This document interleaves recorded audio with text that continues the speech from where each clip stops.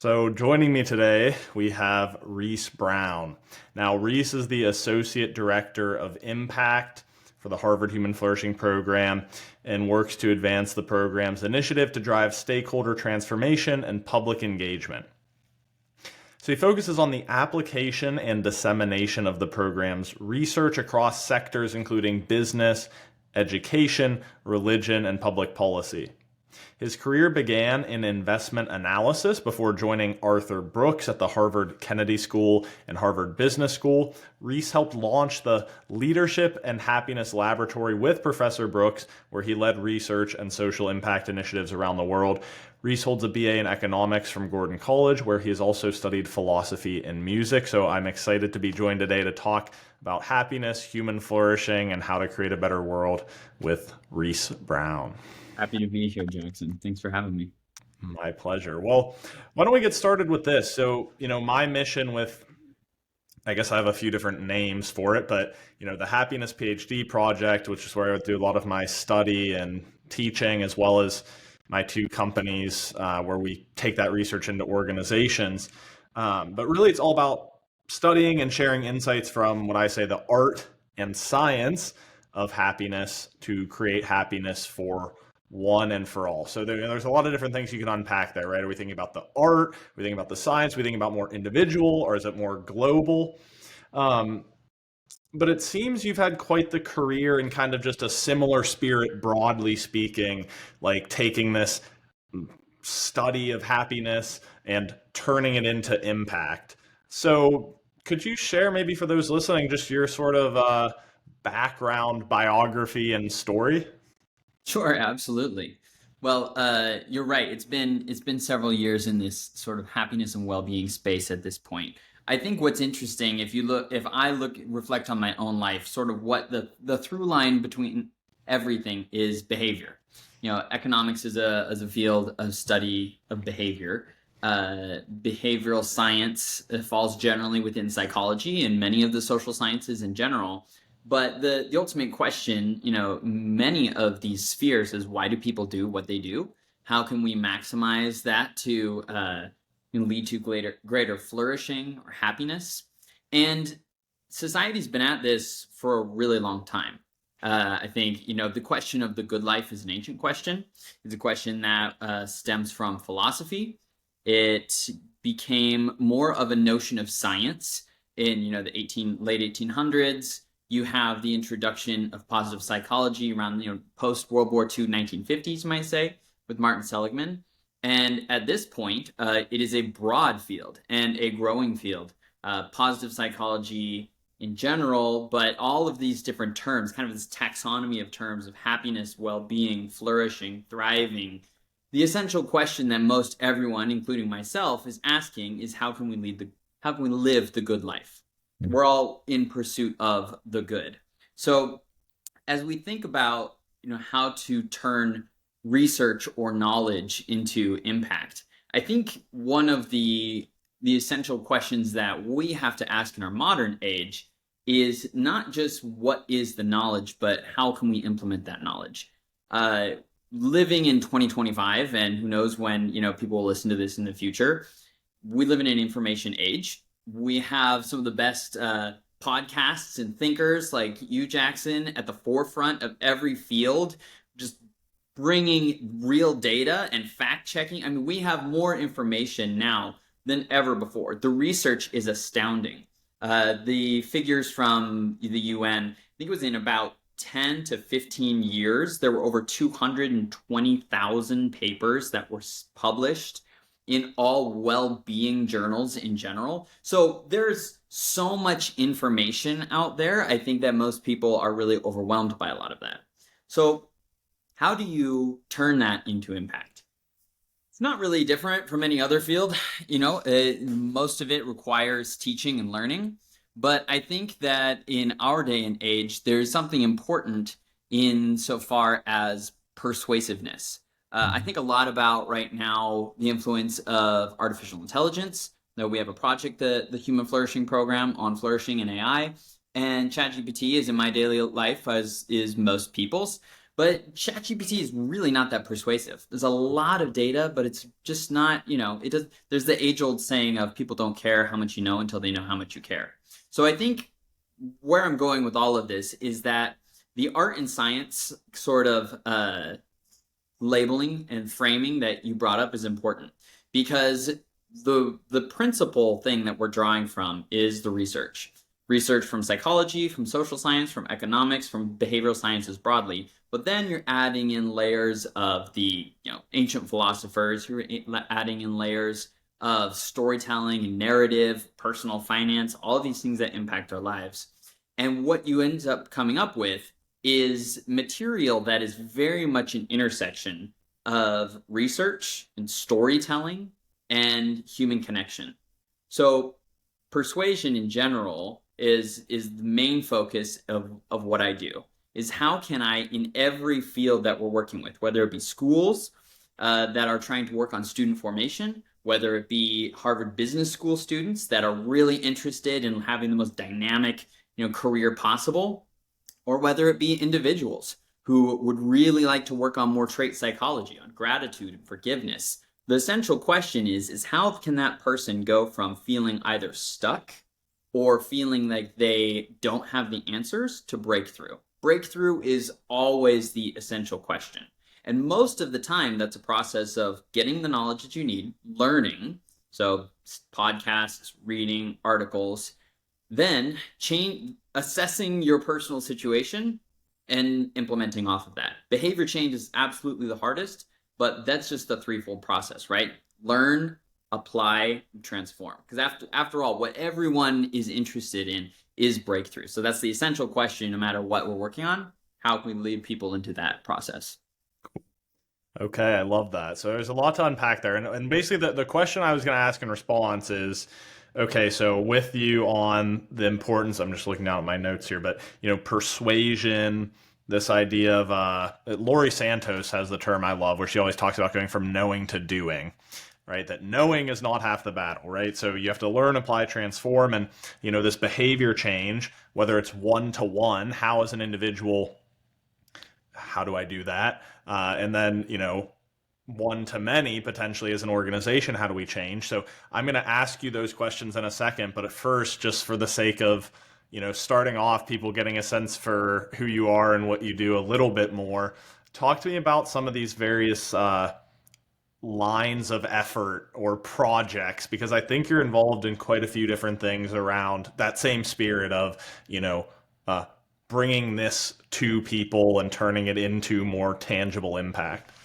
Yeah.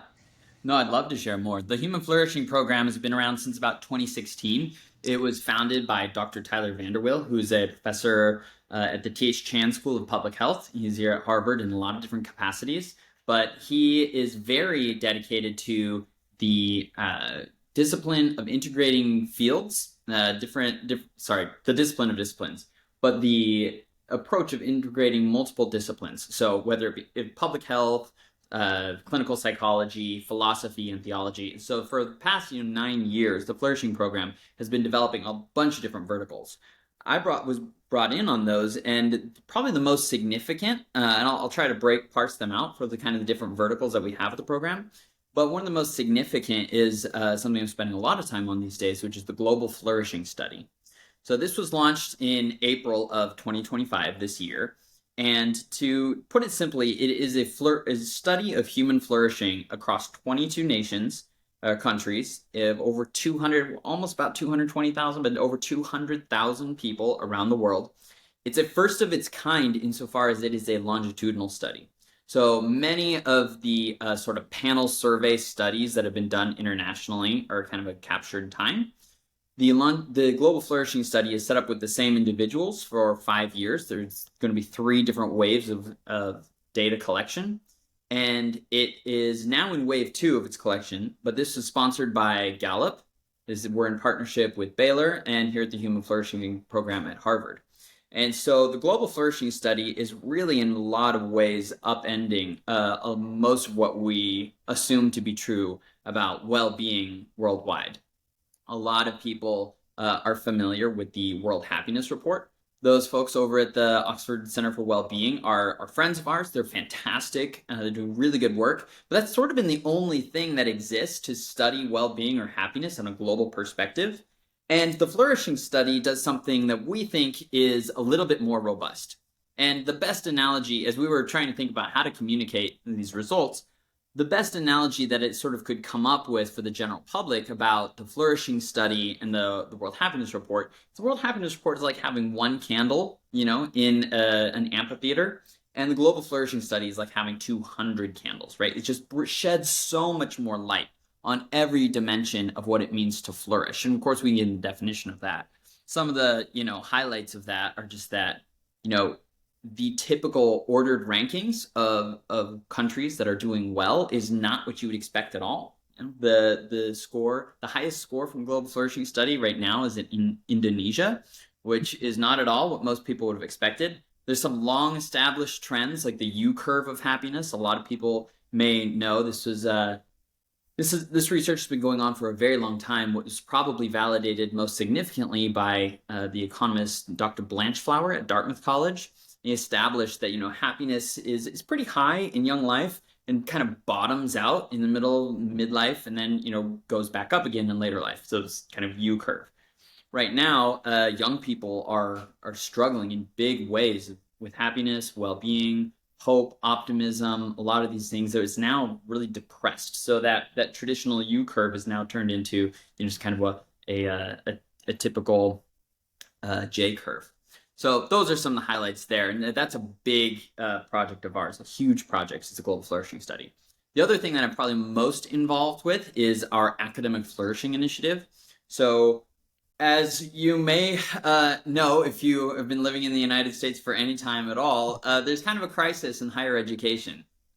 Things have really been, the public in general has been extremely dissatisfied. Gallup, the polling organization in DC, has been tracking public sentiment around colleges and universities, and public satisfaction with higher education is lower than it's ever been. And so a couple of years ago, Dr. Vanderwill, with our research team, drew up a new measure. So when you introduce a way to measure happiness or in general in these spheres, from a psychometrician perspective, you have to collect a bunch of different items, and then you create a survey, and then you deploy the survey, you validate it through research. This was done for student formation. So the essential question that we wanted to ask is, we have all these universities that are conducting excellent work around the country and around the world. Are they being effective? The way to do that is to ask students about how the university has contributed to your growth in, let's say, wisdom, your growth in. Now, our survey includes growth in wisdom, ability to think clearly, a ability to positively make an impact on the world, which is something that obviously most of us want out of college education. And right now we have all of that work that's been done. We did a couple of different campus-wide studies at this point. We had several of our items included in the Wall Street Journal's rankings of best colleges and universities in 2025. And so actually this summer, we are launching the Academic Flourishing Initiative, which will allow colleges and universities to use this survey to collect the data across their campuses. So that's an example. Another thing that I'm involved in quite a bit is our forgiveness work. So if you're familiar with trait research in general, trait research is not exactly a perfect descriptor of this, but elements of gratitude. Gratitude is really popular in well-being spheres for increasing positive emotion and well-being in general. But forgiveness is also something that is just extraordinary, has amazing impacts on our psychological health, our mental well-being. And that's work that I help to popularize and disseminate. And then some other things that a little bit less in my time, but we're working on, is artificial intelligence, business, finance, and public policy. That's kind of a mixture of a bunch of different things, but there's a lot of questions about how ESG in finance, or environmental, social, and governance frameworks, have sort of been inadequate over time for corporations to understand how they're making a positive impact either on the world or on the people that on their workforce. So a lot of workplace consulting is looking for more robust measures, and so flourishing is a alternative, we could say, to that. Public policy is an interesting one because we have a lot of different, the preamble to the U.S. Constitution says that the government is constructed for the general welfare. So what's the criteria? How do we know if public policy is actually succeeding? Well, we use flourishing as a standard for that, and we're doing some public policy work. And of course, artificial intelligence. It's just a crazy time to be alive with AI posing a lot of fear to people. I'm not necessarily extremely fearful about AI, but here's another question of how could we design artificial intelligence to not necessarily take away from what it means to be human and the human experience, but to maximize human flourishing and to actually use this technology for good. So those are kind of the different verticals in general. And sorry, that was a long answer, but there you have it. Appreciate it. It's great to get a sense for all those initiatives. And I thought it was an interesting parallel in that I gave a TEDx talk up at Harvard actually about 2 months ago. So the recording should be out soon. But, my thesis was kind of a two-parter, right? Happiness is learned, okay? And here's kind of how you can learn. So much like you talked about, learn, apply, transform. But then I wanted to kind of also hit on like why this matters for the world. And when I think about the sort of more, so like happiness for one and for all, I kind of broke it down into education, organizations, and policy. And so I thought it was interesting how you sort of articulated somewhat of some of those similar pillars, right? Of, education for flourishing, the business and the ESG piece of sort of how are organizations impacting our collective happiness. And then, of course, public policy is maybe, an underutilized lever there as well. So again, not to kind of put it into my words, so to speak, but if we were thinking of, businesses and organizations, education is another maybe lever we could call it for creating change, and then public policy, going back to our earlier discussion around that how to implementation, whether you want to touch on all of those or one or some, what comes to your mind with like, if I were to ask, well, how can organizations be happier? Or how can we educate people to be happier? Or how can we make policy that creates a happier nation? Any thoughts? Absolutely. Yeah. Well, I mean, generally speaking, so when I step back a little bit, it is an interesting time. I mean, it's essentially a question of what do we want, in our lived human experience? What do we want for our children? What do we want for our grandchildren? And this is why continually the study of happiness and well-being always goes back to these sort of ancient questions, eternal questions. I mean, they're almost unanswerable. What is the good life? It's what we're pursuit of is the ultimate good life. And so in any one of these sort of, I think there's a beauty about well-being science in that it is individualistic. There's also a problem with this, that it's individualistic. And so a big difference that has to be underscored and pointed out is that there's a disciplinary and a methodological difference between the study of me or an individual and the study of we and the collective or groups. And that's important because most of the surveys that psychology and clinical psychology use to evaluate happiness, to evaluate resilience, to evaluate depression are for an individual. And so similarly, when you take, let's say, Sonia Lyubomirsky's general happiness scale, or you take the PERMA index from Martin Seligman, or you take Tyler Van Der Weel and the Flourishing Program's Flourishing survey, it is meant for an individual. And so that has to be, and is always underscored, that we don't necessarily have, if we took, if we wanted to design a survey to assess the collective mood of Reece Brown and Jackson Kerchis, right? It would be different. And so when we understand that there's a difference between the me and the we have to start looking at our collective questions a little bit different. And this is not rocket science. I'm not a particularly smart individual, but the method for doing that is really breaking things down into their component parts, right? Which is, if you were going to ask, what is the, general well-being of the corporation like Amazon, you'd be like, oh my gosh, they're a global organization. They have thousands of employees. Like that's going to be really difficult. Now, if you asked what the morale of a local unit where you can actually look at maybe a couple of hundred people, it's a little bit easier to do. So generally speaking, I'd say it's always important to become more narrow and more narrow. I'm sure a lot of people have at any time at some point watched a warfare type movie, a set, and you've got generals and commanders and people in these situations talking about morale. Morale is an interesting question, an interesting idea, because that's the idea of the shared mood and the shared experience. So this is a long-winded answer of saying you have to break things down. If you're a business, you need to break things down into your subunits. Maybe I love the idea of teams, right? So Stanley McChrystal wrote a book, Team of Teams, and that was essentially his way of looking at, look, I have an army, but there are subunits within that army. So it's a similar answer when you want to ask the question of how can we raise happiness in a given field. Don't necessarily ask how can we raise happiness in sports, which is interesting. We have some work that we're doing with sports psychologists.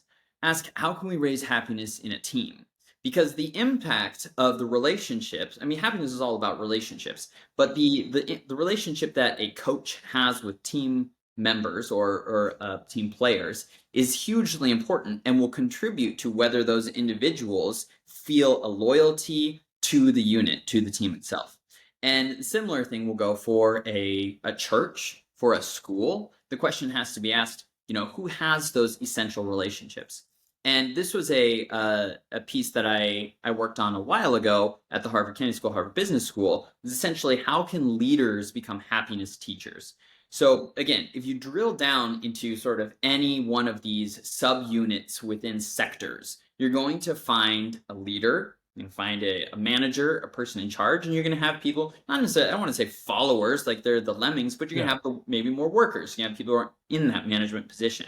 And if you drill into the relationship there's a fantastic management and business professor who used to work at the University of Michigan. I believe he's since passed away, named Noel Tishy. And he did a lot of work with Jack Welch. He helped Jack Welch to scale out his huge GE enterprise and a lot of the training camps that he did.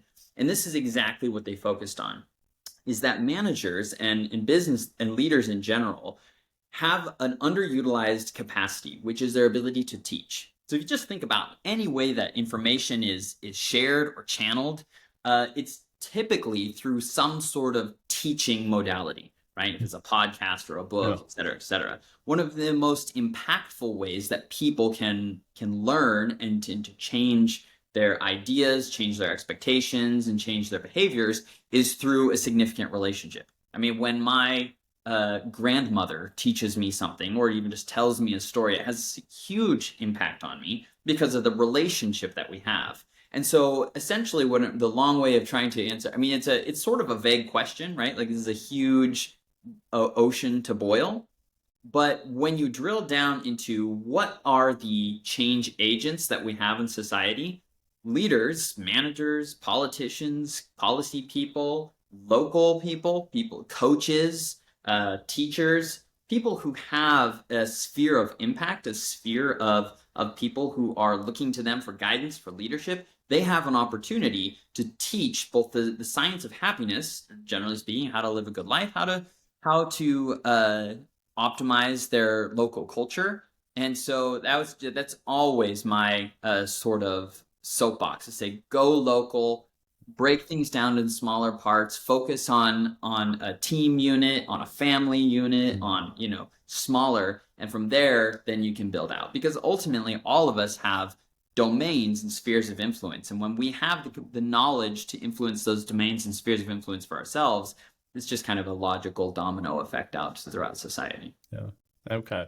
No, I appreciate you kind of breaking that down somewhat. And yeah, this idea I hear you, I guess, saying of in any of these fronts, whether we're thinking about policy and governance, whether we're thinking about education, whether we're thinking about organizations, it maybe there are some global factors, but mostly you want to be thinking about, well, how can we create happier communities or happier classrooms in education or happier teams in an organization or happier units in the military, right? And then it's sort of the right the atoms, so to speak, of that organism. Um, well, then, yeah, let's keep that kind of practical focus going, and then so maybe we could do personal and professional, but why don't we start on the professional side? If you are that, maybe I'm thinking about my first job out of college. I was managing, I think, 15, 16 direct reports. I had like one PowerPoint on how to give feedback, basically. It was my management training. And, I was a little more willing than some others to maybe get outside of the prescribed. The company I was at was pretty a good company, but pretty traditional. And so, it was like, okay, I'm going to take the risk of talking about for 10 minutes a happiness TED talk with people, right? And so that was sort of like out there. So I guess if people listening in, like I said, we can start on the professional side, maybe someone who's a manager or a supervisor or a unit level leader in the military. What would be that maybe playbook, or how would I go about affecting that local culture that you mentioned to teach people how to be happier? I think let's stick with the maybe business example for a bit, Sure. which is that there's a fantastic course at the Harvard Kennedy School taught by Professor Grant Freeland, who used to lead the people and organization practice at Boston Consulting Group, or BCG. And I had the chance to help work on his course a little bit. And what we did is we had a unit that essentially looked at different research studies that have been done on the most significant, let's say, for lack of better terms, and saving hours long conversation, factor. What's the most important factor to workplace well-being in general? And it turns out that, and I can dig up the studies and share this with you for historical purposes, is that the most important factor in general for workplace well-being, high satisfaction, engagement in general, is a sense of growth. So growth, I think, is interesting from a lot of different perspectives. You can take a very philosophical perspective and talk about Abraham Maslow's self-actualization. You can talk about the opposite, you can talk a lot of things. I think this goes back to how I started this conversation, being breakthrough, being the most important thing. Yeah. Feeling stuck, feeling without purpose, having despair. These are all things that are just completely drag down, relative flourishing, happiness, well-being in general. So I think one of the best things that a manager and an individual can do, both for themselves and for the people around them, is essentially ask the question, where do you want to go? What do you want your future to look like? What are your goals? You start there, because then you actually have a picture of who this person wants to become. And in the self-actualization literature, there's a lot of different ideas around the ideal self, the ought self, and then the kind of lived experience, or the real self right now, which is that many of us have an idea, not a perfect clarity, but an idea of our ideal self we would like to be in the future. Then the ought self is the person that we, ought to be, that we feel like either our parents or society tells us that we need to be. And then there's our realistic self right now. And growth toward that ideal self is extremely important. Helping people feel like they're actually moving up, that they're gaining skills, that they have a sense, a vision of a future to hope for and to work toward, is extremely compelling as a psychological motivator, as a way of engagement, for retention. I think a lot of people, the workplace well-being literature sort of kind of resolves itself when you come from this perspective, which is that when you have a manager who's truly interested in the future of a person and not just what you can get out of them, then the question of how to promote them, whether to move them within the organization or whether to encourage them to find other paths, actually becomes a much more fruitful conversation. And people are very motivated to sacrifice for an organization, to summon great energy if they feel like that organization is helping them move toward wherever it is they want to go in life.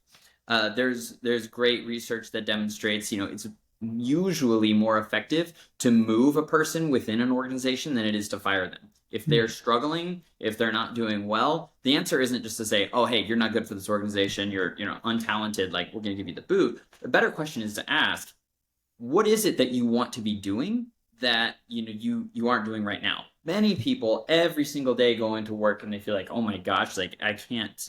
It takes, like, every time I send an email, it's like there's power going out of me, right? It's like, it's just, I Yeah. feel drained. It's like, you don't want to be in that situation. More than likely the business is in, your hometown or the place that you want to be, or you came to this organization for a good reason to begin with.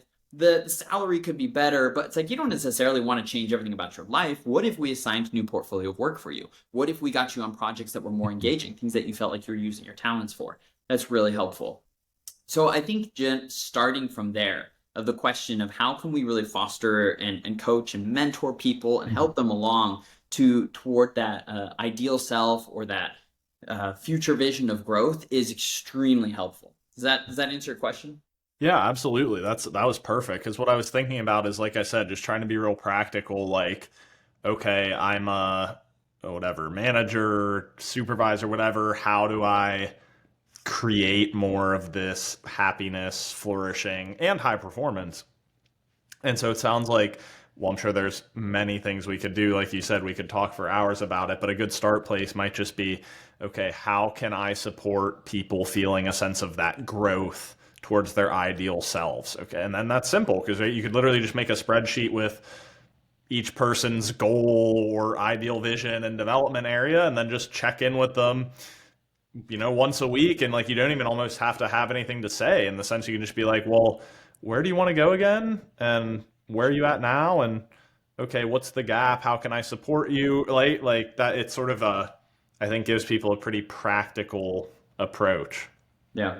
I Okay. think it also, one thing that we haven't defined in this conversation at all is just, happiness, well-being, flourishing. What do these terms mean? And that even can be a starting point to begin with, which is essentially when you understand. I think, I personally, there's a lot of definitions out there, but unhappiness or being stuck or having anxiety is typically sort of an indicator that people are in sort of a swamplands of certain sort. There's a Jungian psychoanalyst by the name of James Hollis. He lives in the Washington, D.C. area, who I love. And this is the way that he talks about a lot of these psychological states that are sort of the opposite of flourishing, is a swamplands of the soul. And the question that's typically posed to individuals when they're in the swampland, or sorry, I should reframe my sentence. He suggests, and this is, mostly comes from Jungian psychology, but he suggests that anytime we're in one of these sort of swamplands, we're in a place where we don't want to be. There is an essential question that we must face. There's an essential task that each of us must look at to overcome. Typically, in many cases, we know what it is subconsciously, right? We know that a habit is really bad for us. We're drinking, or our sexual behavior is not serving us well. We might know that we're working far too much in an organization that is really just draining us. And so it might be to stop the behavior, or to leave the organization, or to break up in a relationship. And there's an essential question that we often need to face that we avoid.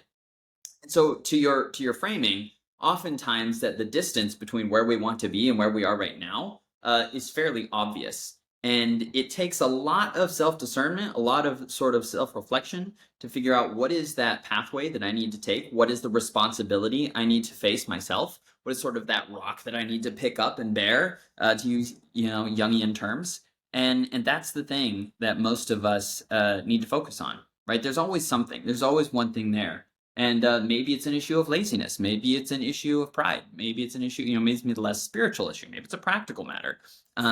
But that's sort of, I think, in any relationship, in any kind of business or educational context, our personal development, our refinement toward growth and self-actualization, into sanctification, maybe even, is a process of working on that gap. Well, so I liked, first of all, yeah, I really appreciate this sort of maybe a lens through which to think about happiness and flourishing, as this sort of almost momentum, or very unscientific phrase, right? If you're not growing, you're dying, which I sometimes think can justify certain things that aren't so true of like, oh, I always need to be better and more money and more whatever. But right, generally, maybe it's better to think of that in a spiritual sense or a personal development sense, right? That if you're not growing or progressing, you are quote unquote dying. Um, so I like that lens. And I might, you kind of hinted at it there too, though. There's probably more we could talk about with frameworks or models of happiness, right? I sometimes, just because I like to keep it very basic, when I speak, I'll say like the BPR checklist. So you got biology, psychology, relationships. If you're in physical health is good, your mental health, mostly positive thoughts, beliefs, and emotions, and your relationship health is good. And maybe under relationship, we can think of your relationship with the universe as well, which fulfills the kind of spiritual dimension. Where it's like if you got the biology, psychology, relationships, you're pretty good, right? Likely. And if you're maybe feeling a bit of unhappiness or kind of stuck, that gives you a lens to think through, well, am I taking care of myself physically? Am I mentally falling into unhelpful patterns? How are my relationships? So that's again just my sense. So maybe turning it over to you when you think about defining happiness, measuring it, or even just like those frameworks for the ingredients. What comes up for you? Yeah, great. I mean, great question. Huge segue as well. Hmm. Right before I answer this, I want to push back on one thing a little bit, which is Yeah. that I've had the opportunity to do some really fun and cool things in my career thus far. One of which was working on a book that my old boss Arthur Brooks wrote with Oprah Winfrey. And one of the things that she came up with was this term happierness. And I thought it was kind of it was funny because ultimately there's a satisfaction problem. A lot of people are familiar now with the hedonic treadmill, hedonic adaptation, and kind of our ability as humans to adapt and constantly be moving, the goalposts forward. And I want to say that there is an issue with our field in general and kind of our in the popular psychology Yeah. self-improvement space as well to always be moving the goalposts. So there are very few things that are more powerful than happiness, but there are some things that are more powerful than happiness. I think freedom is more powerful than happiness, right? I think that meaning is more powerful than happiness. And there's a really interesting scale, the Meaning in Life questionnaire, which was established by psychologists, some time ago, and it essentially asks people questions on two different dimensions, which is presence and search. How much meaning in life do you feel like you have right now? How much presence? How satisfied are you with some of the answers to life's bigger questions? And how much are you searching? Because the answer is that, a lot of us are a mix between the two. Some people feel like they have no presence at all. They haven't answered the meaning in life at all. And so, they're very high on the search scale. I'm super high on search scale and pretty low on presence. And that's just kind of a function of my personality in some ways. But I want to dismiss the idea that, if you're not thriving or you're not growing, you're dying. I actually think that a lot of people who score high in presence have some of life's biggest questions figured out. A lot of older people who've lived, many life experiences, they're super high on a presence scale, right? They have an enormous amount of meaning and satisfaction that they derive just from, simple activities with their grandkids, right? It's not necessarily like they need to go climb the next mountain. And so I think that there's a mix between thriving and being still, which leads into, sort of the question of what is happiness. I think generally speaking, most of the kind of philosopher, psychologist types answer the question of what is happiness or flourishing based on kind of a combination between a bunch of domains. Yeah. So I think the flourishing index or the flourishing concept is really excellent. Provides 5 domains between our spiritual lives, our workplace, financial security, education. A somewhat simpler model is Arthur Brooks's model, where he talks about faith, family, friends, and meaningful work. These are sort of the pillars, one might say. And a lot of times this actually comes from this work that was done in the late 90s on on the idea that happiness is a stochastic phenomenon. So as you're probably familiar, Jackson, these studies aren't really done anymore, but what they did is that they took identical twins who were separated at birth, and which essentially their genes were, more or less constant, and they tried to evaluate or study what percentage of a lived experience of happiness was inherited or genetic, what percentage was circumstantial, and what percentage was, sort of transient. And the way that we would sort of, I personally would kind of frame this is happiness is a combination between the essential pillars of life, your ability to figure out why am I alive, what am I willing to die for, like what is my faith, what is my journey of meaning, your relationships. We have stuff from the Grant study which would demonstrate that the relationships are probably the most important factor in long-term happiness.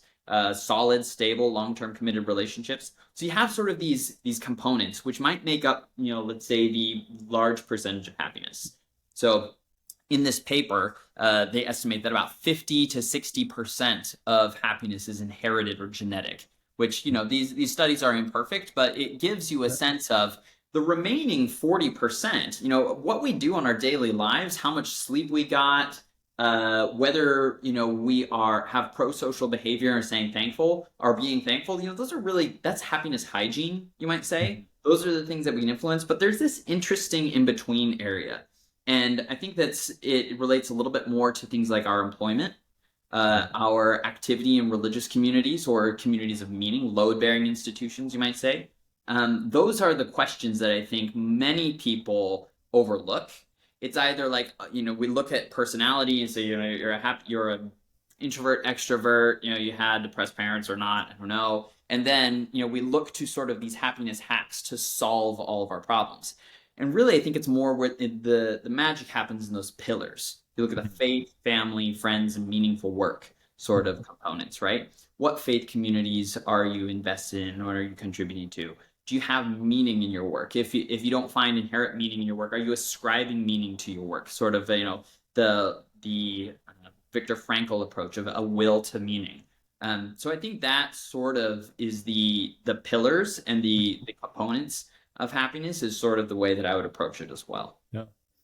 Okay. Oh, I love that. And I also think it's like valuable that I think I'm glad you clarified that too on this idea of not fixating too much on always growth, right? I think that's the term you used was it presence versus search? Was that the? Yeah. Because it is. I was just reminded, I read this poem the other day. I'll read it, very short, but just because it's one of my favorites I've ever come across, was from a Zen teaching. And they said, flowers in spring, moon in autumn, breeze in summer, snow in winter. When there are no clouds in your mind, every season is a good season. And so there is something I spent, I don't know if you know this, but I spent 4 months living with Zen monks. So that sort of view of happiness, I think, sometimes valuable, right? Because like you said, in the sort of self-improvement, sometimes positive psychology can feel almost like you need to be happier, and it's like you're an 8 out of 10. Why are you not a 10 out of 10 happiness? The Zen tradition is almost a little bit more like, well, first of all, what even is happiness? And second of all, good enough is good enough. Just sort of do your work, have your friends, chop wood, carry water, and be a bit more of a contentment, right? So I think that, yeah, and there's growth is extremely important. So I think I would want to differentiate a little bit between like growth and just the idea that you need more happiness. The idea that that happiness or well-being or flourishing is just the summum bonum. It's just the ultimate good, and you just must get more of it no matter where you're at in life. I think is a bit of professional hoodwink behavior. Like we're trying to, it's a sleight of hand in a certain way. And that's because a lot of happiness does depend on your ability to have contentment. So one aspect I think that's really excellent about Tyler Vanderweel's philosophy of well-being, or to use the word flourishing, is that each one of the domains, so let's say education, healthy relationships, financial security, etc., are not sufficient in and of themselves, but they are necessary. So the question is, you could be uh, killing it on 5 out of 6 domains, but then in a really just unbelievable turn of events, lose your money, lose your job, and your home. So it's like you may still have great relationship with your family. They may still love you very much. You may have an exceptionally clear understanding the divine, but your financial security is completely gone. That clearly you're not going to be experiencing happiness to a certain extent. Yeah. So one of the ways that a lot of people talk about this idea of this problem of satisfaction is not wanting more, or the satisfaction problem of wanting more, but loving what you have, right? So it's essentially like your wants divided by uh, your haves, or to kind of put it into a simple formula.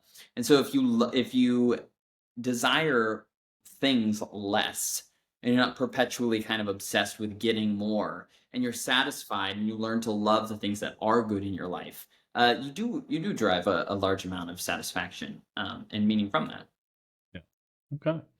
Well, let's change gears slightly here. I got about, we'll see how we go, but maybe a couple more questions. We've talked about, right? I feel like there we were thinking a little bit more individual, right? This idea of your growth, your own perceptions of what you have over what you want. Some of those ingredients. I think you mentioned faith, family, friends, and work. And then we've also kind of hit on scaling that from the one to maybe the many, right? With our discussion of teams and how leaders are these sort of key nodes to help people actualize growth, and that's one way to improve the happiness in an organization. So maybe taking it up to the maybe the biggest possible level with policy.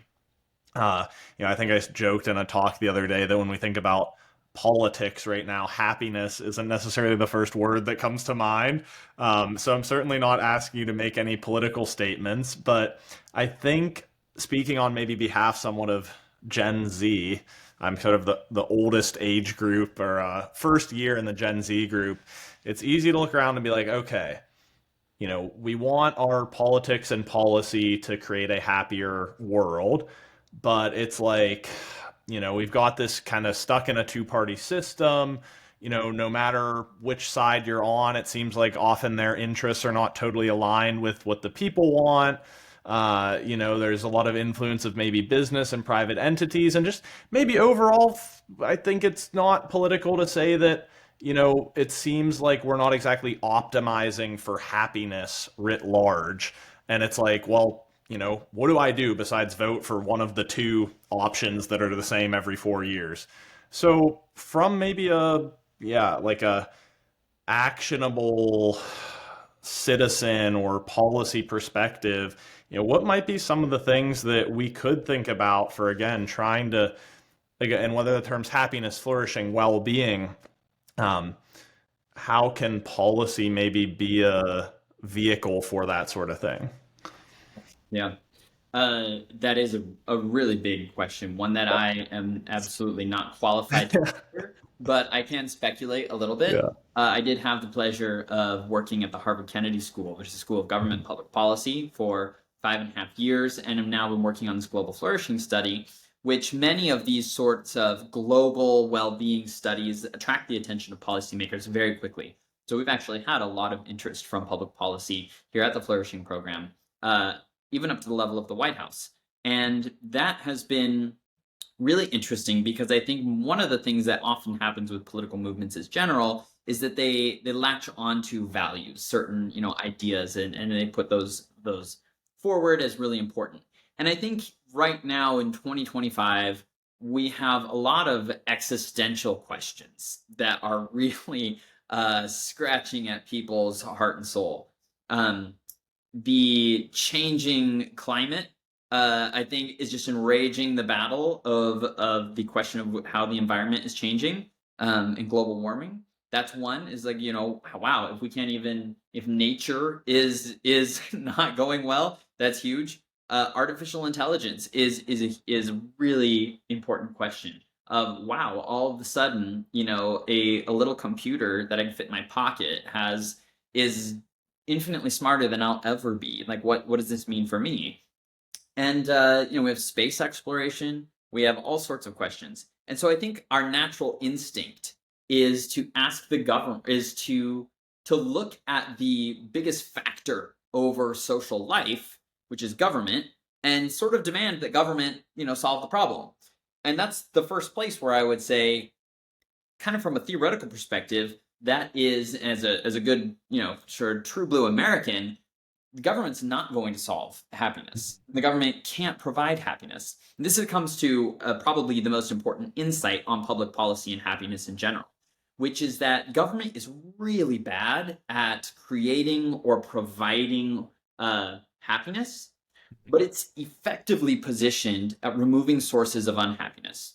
This is the thing that government is really good at doing, and in fact is typically designed for, is to manage and to remove sources of unhappiness.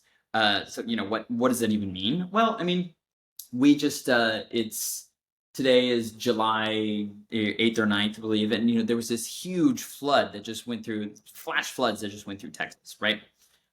You have people who are lost, which is a massive source of trauma and unhappiness. And the government's really good at removing that and providing search and rescue, right? Like, this is one of those social ills that we may think of. Yeah. Law and order or criminal justice, right? That we want people, generally speaking, to follow the laws, not to infringe upon the rights of other people, and so we need a mechanism, to keep, to maintain law and order.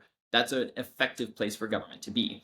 It's really hard for government to, provide happiness. And my favorite, like, silly example of this is that I've lived my adult life in New England, and up in Vermont, there was a section of highway where one of the first ladies long ago planted wildflowers, and you can see wildflowers along the highway. Very beautiful. Government's really bad at doing that. That's one of the very few examples, that you can think of. But government's really good at getting garbage off the streets, right? I mean, New York City with one day without garbage removal is a terrible place to be. You do not want to be there. So generally, as it relates to public policy, the essential question is not what happiness government can add, but what sources of unhappiness the government can remove. And it is important to go back to, the framing that the founding fathers had in the Declaration of Independence was for life, liberty, and the pursuit of happiness. Life and liberty are probably more important than happiness, generally speaking. The human desire for freedom over, millennia has been paramount. Happiness is a little more relative. Happiness is good when we can get it, but secure life and liberty is extremely important. So that's where you start. You start to ask the questions of what sources of unhappiness can the government remove. Where my job comes in is that, as you know, government is bureaucracy, and it's a swamp, and it's kind of like pushing on a wet noodle. It doesn't work very well, and it's designed not to work very well. And so, as a guy whose day job is impact, I again focus on persuasion. So the question is, how can I take human flourishing, happiness, well-being, and turn that into a value and make that sort of the criteria by which public policy is evaluated? We evaluate public policy on a lot of different outcomes. How was it effective? But if we can turn society toward this question of, is it causing more flourishing? Is it causing, are we facilitating our social programs in ways that are not increasing the loneliness epidemic, but are actually are constituting more connection and more opportunities for people to get involved in the community? That's a win. That's a piece of flourishing. Financial security and education. Education is a huge pathway to human flourishing.